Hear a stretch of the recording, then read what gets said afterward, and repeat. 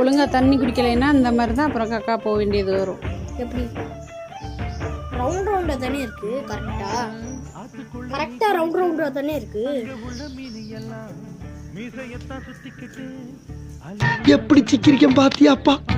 உங்க 2 பேரையும் சொன்னேன் மம்மி.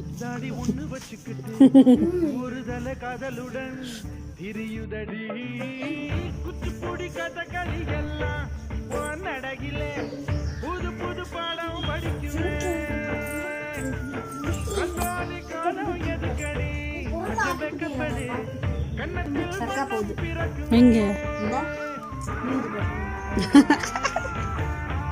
அதுவும் உங்க அக்கா போயிருக்கு.